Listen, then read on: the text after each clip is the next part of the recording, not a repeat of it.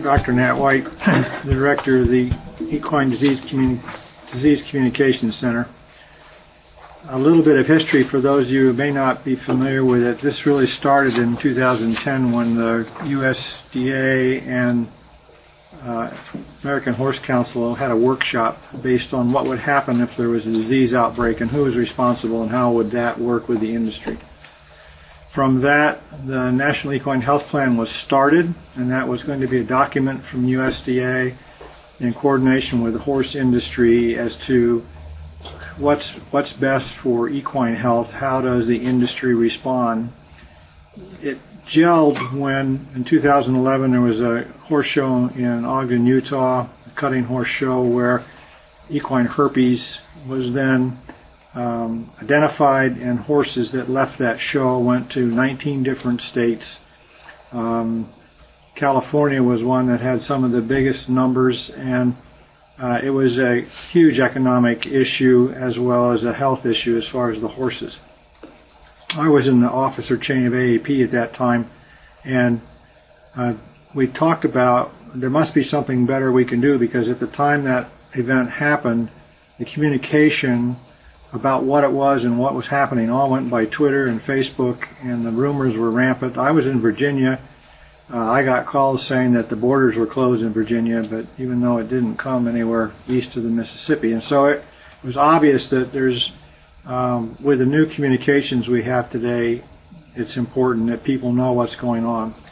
So a task force, I chaired a task force with AAP, and we decided there was two things that were really critical. One was the communication issue, but the other was biosecurity and how to manage that, particularly at shows and horse events.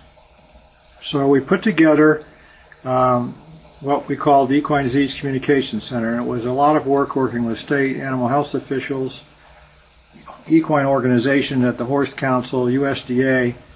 We finally actually got it done, and this is the website,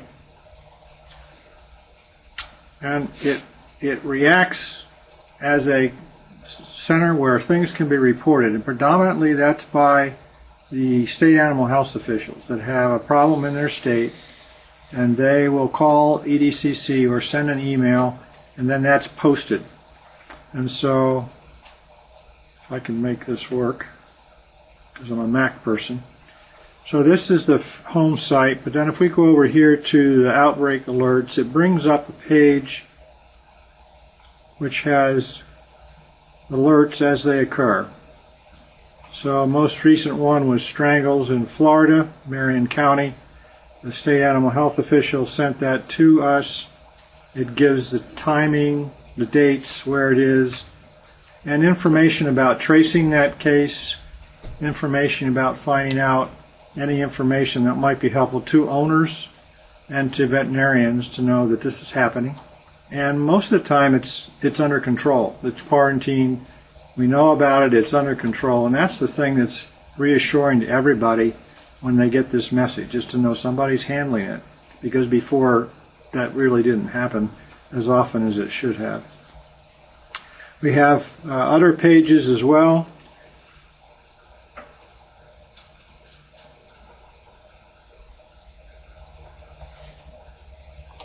And that includes vaccination, disease information. Here we've got links to diseases, either from USDA or ones that may have been made by AAP or other reputable type of information. And people can go in and see if I can find the one that I want. This is the herpes, and so here's an owner fact sheet. We're developing this for every disease.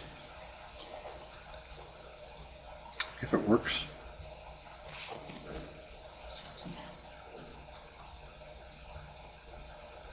Does it take a minute? I guess I can't show you that one. There's vaccination information, biosecurity, and this again has links to a variety of, there it is. It's a slow computer. So this is the fact sheet, and it gives specific information that people would want to know about that disease, what to do, biosecurity, diagnosis, the things that in a 1 or 2 page fact sheet that people can look up. So we're going to do that for all the diseases, and this is hopefully going to help people to know about the disease. So we think that this EDCC is a educational source, specifically to spread education, be a central source for everyone, horse owners, veterinarians, where you know you can go there and get reliable information about the diseases and so on. Let's see. Guess I have to go out of that.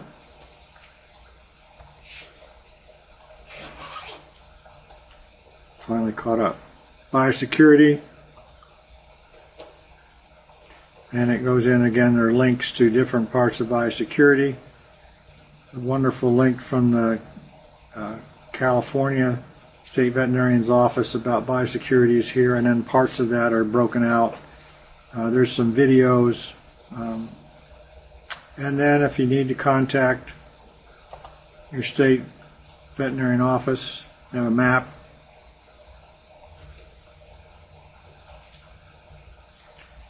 And so I can go to Virginia and hopefully bring that up. So I handed out a sheet. I don't know if there's enough. It looks like there might be, of a little bit of an update of what we've done since we started, which was in April. So here's the state veterinary information for Virginia. So you got a phone number, fax, email. So those are the things that are available. There's more than 50 sponsors for this, and it's all been driven by the horse industry. Here's the list of those sponsors. USEF has donated in kind their IT department, their phone coverage system, and so that's available. AAP is using, EDCC is using AAP's foundation for the money to go in as far as donation, tax-free. And there's an office there at the AAP building, which is the EDC office. We have a communication manager, Bailey McCollum, who takes care of the communication back and forth. I'm the director, which means that as I've learned, I'm on 24/7 to look at reports and make sure things are good. And that's, with Bailey, that's been working very well. So I expect all of you to donate. We have everything from $25,000 donations annually to $50 from individuals. USDA has given 2 cooperative agreements of $75,000 for 2 years. We hope they continue, but of course we don't know what budgets are going to be like, and it was given as a startup to get us moving. So since April 2015, we've posted 446 alerts, 518 outbreaks. As of the 27th of March, we have 2,596 email addresses that when we have an alert, it's posted to all those email addresses. And that's been growing. People have signed on, and anybody can sign on the website. All you need is your name and email address, and as soon as there's an alert, you'll get an email. And that's a very brief email which just says, if you need information about this disease in wherever it is, it just shows you that. You can click on it and takes you to the alert page. Facebook, we've got quite a few, 3,000 on Facebook. We've had 182,188 hits on the website. So people are using it. On this sheet you can see the diseases, and we're creating fact sheets now. We do have Canada involved, not to the degree that I'd like yet, but they are sending alerts. And of course, with the transport of horses between the two countries, that's important. So we're expanding biosecurity fact sheets. We're going to be maintaining the reportable diseases in each state, and we're creating graphics. We have at Virginia Tech, we developed a Twitter scanning system which scans for keywords, and we've picked up a couple diseases that couldn't find anywhere else using that system. So we're updating the website. We are going to have an archive of data so you can search those alerts and the diseases and find out what's happened, and we'll continue to do that. We're looking for a news page. This will be something where, not as an alert, but if there's a new piece of research or something new about a disease or something that's by the industry is needed regarding an infectious disease, we can post it there for people to go see. And we're someday going to create an app, so on your phone you can go directly to the website and look things up quickly. I'm here because Carl mentioned, and I talked with him about the microchip, and I remember the microchip activity back that Marvin talked about and how it stopped. And as a veterinarian, it's to me very important to be able to have that information, that identification with horses. And my understanding is that really a lot of the industries now is going that way with requirements by USCF and so on to have that done for at least some of the areas. And Carl said, well, wouldn't it be nice if someone like AAP or EDCC would man this lookup? And so I don't know, but I came to describe what we're doing. Certainly if there was a lookup tool like it's available, we can put it on the website as an informational piece, no problem about that. But anyway, I'm here to be part of the discussion if it helps, and be glad to answer any questions. Yeah. So Matt, before the meeting, you and I talked about getting the word out on this, and I had conveyed to you the problem that AHA, on the small animal side, American Animal Hospital, had on getting the word out about their lookup tool. They kind of didn't. And so the vets in the field, practicing veterinarians, didn't know that it was even available. So in this case with EDCC, but this is great. Do you guys have, I mean, do most practicing vets that are out on the everyday world know about this, so they can use it and spread the word? If they read the AAP news, they do. Right. But Right. I don't think they put it together that it might be Right. helpful to them yet. As soon as something happens in their backyard, I think that'll. Right, probably. Unfortunately, and the takes state that vets do know. Yeah, the state vets have been extremely supportive Right, of this. okay. And we're so happy because that was the whole idea, is that they know what's actually going on, and what we needed to do is get that word out to the rest of the industry that, one, Right. it is going on, two, it's being controlled, it's handled, and that way people, instead of not going to the horse show in the next county, can still go because they know it's contained. That's really the part of it. Get rid of the rumor mill. Exactly, and I was thinking about the Facebook mill, too. Yeah, it's I've seen. every day This is I get a like, I mean at least one from Good. somebody new that's picked this up, and so That's great. it's happening. That's great. Well, Sheena, do you want to give your presentation then, or describe what the lookup tool is that you guys have developed? I first would like to, I've said this so many times around the country, so how many people haven't seen it? Because I think, okay, really, all right. So, yes, I think very briefly. Okay. Me too. Is that your computer? Yeah. Well, why don't I hand this out to save time, and I'll call some chip numbers out to you, and you can type them in. Okay. And I'll just do a little intro while I'm walking, because I'm freezing. I'm going to get warm while walking, handing these out. My name and bio are in there. I don't need to explain all that to you guys.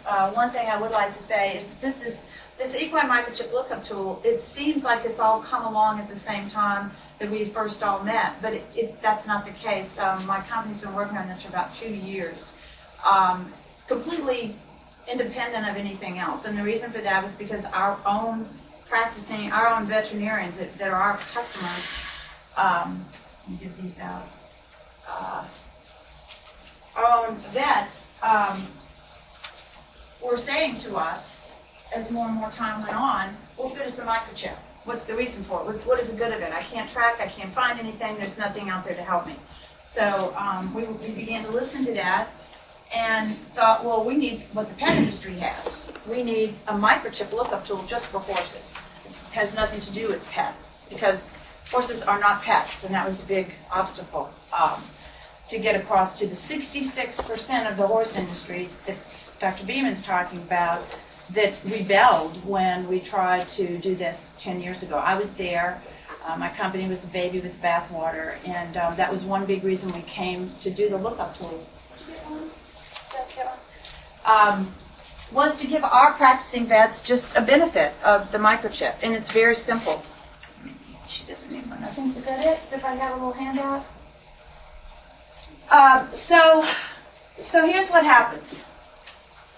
This is a little new pocket scanner. It's not my brand, but this is to show you where the technology has gone to since that time.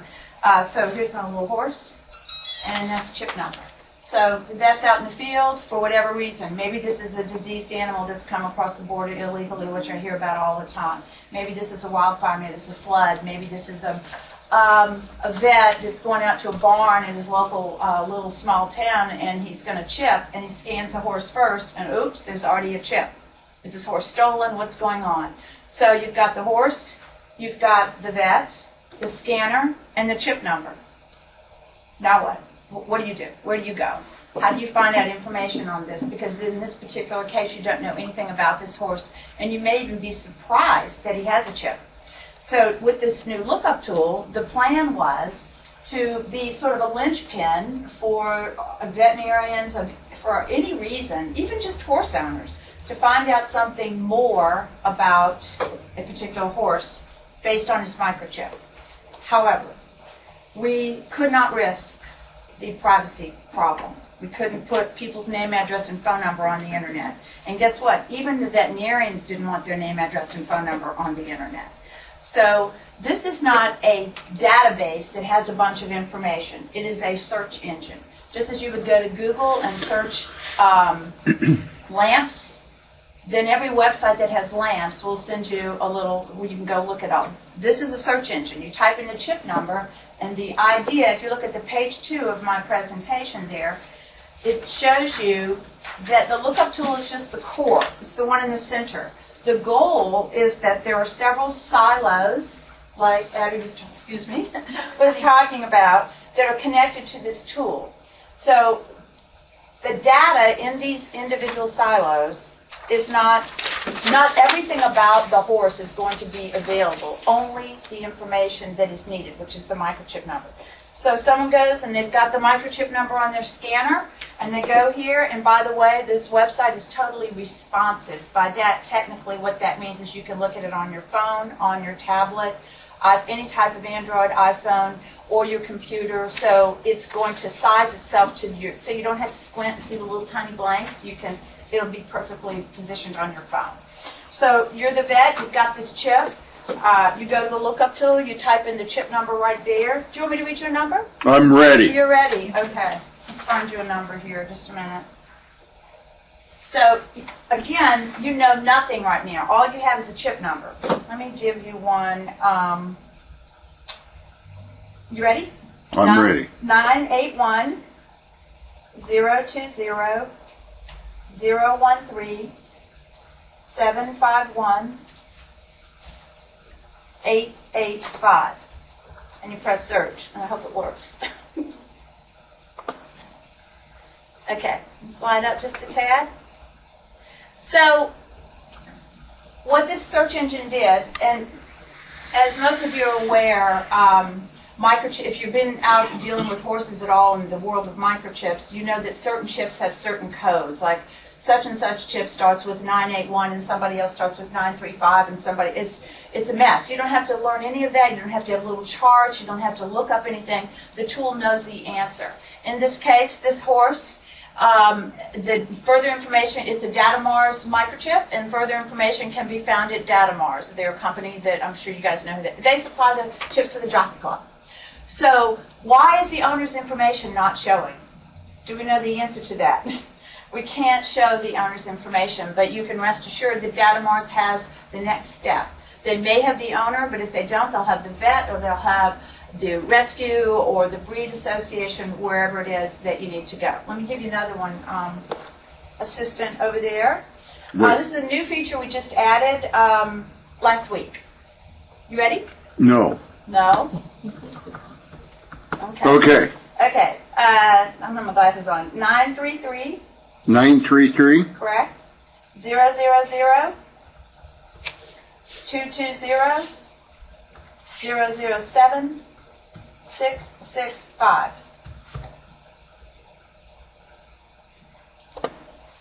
Okay, this is my idea. I realize that it's not that helpful for you guys, for veterinarians, to just see which microchip company made the chip or had the chip in their database. This is a ratcheted up step that if this database, this is my database, okay, because we're the only ones that are hooked up right now. We're the only ones that literally on that chart have a direct connection. I mean, my company is wired right into this. So in this case, now you know more than just one thing. You know that this phone number is going to get you very close to the source because that horse has an owner. We added the new symbol and registered owner found, whereas before it just said chip found. But now you know that at that phone number, at that address, you can get really close. And in this case, you would get the owner of the horse, that person's alternate, their veterinarian, a picture of the horse, and all of that. Again, it's just my company. I'm not trying to be prejudiced. It's just none of the other microchip companies have hooked up yet. So that's another thing you can find. Let me show you. You ready, Carl? Right. Yeah. Such a good assistant. Wait just a second. You can just delete that out. Okay. Let me see if I can speed this along. Okay, here's 981 020 019 611 606. Can you scroll up a little? Can you scroll up a little? Oh. So what happened here is, why are there two, right? Well, because this horse has been around. Datamarts made this chip. They manufactured it. But the more recent data is at the Jockey Club. So the other thing we've added here is a modified date. So actually you could come up with 4 people or more. Maybe that horse, maybe he started at the Jockey Club and maybe then he left and became, somebody owned him and then he went, whatever. So if you look at the date modified, that is actually tapping in to a silo and is sorting them all out and figuring out which is the most recent data and putting it on top. So you can call anybody you want, but I'd probably start with the top one. And again, that Jockey Club, that's just for demo purposes to show you the potential here, because Datamars made the chip, Jockey Club's got the data. And it could go even further than that. But the point of this is, I think that's enough. I don't want to go through all the demonstrations because you might want to, if you would, Carl, go up. So what we have here, if you scroll up just a little, we'll scroll down. I'm sorry. Keep going a little bit more. A bit more. Okay. A little bit more. Okay, this is important. We put this information hub here, and with permission of everybody on here, and all of these, you don't have to link to them right now, but if you were to click on USEF's new logo over there, that's going to take you to their page on their website that has nothing to do but microchip information. So this isn't just chatter. This is very closely, this is trying to pull in all the entities that are working on microchip promotion, and not doing what we did many years ago, Dr. Beeman, because I know you're talking about the Equine Species Working Group, American Horse Council, and I was at all those meetings, and it was heartbreaking to have 66% of the horse industry yell and scream, and just, I mean, it just shut it down. So my thought on having something as simple as an equine microchip lookup tool is that what's not to like? It's no harm, no privacy is invaded, it's a real service to the industry and to horse owners. So we put this hub section because that's USEF's rules on microchipping. That's hunter jumpers. They just don't think that they were mentioned, but United States hunter jumpers are now requiring microchips. So any entity, Global Vet Link, any entity that has, there's my state of Louisiana over here at the Pelican, and then New Mexico, where I'm headed today. In my state of Louisiana, I'm sure you guys know, I mean, microchipping, I can't find a horse in Louisiana that's not chipped. And we tried to do a video shoot, we couldn't find a horse chipped because they were already chipped. And the reason for that is you got to have microchips for cockets. You don't have to have a chip. You can do the pictures and the information about the horse. You can do a tattoo or a brand or a microchip. It wasn't forced, but they were given these 4 choices, and everybody went with the microchip in order to get their CDI. To get their Coggins test.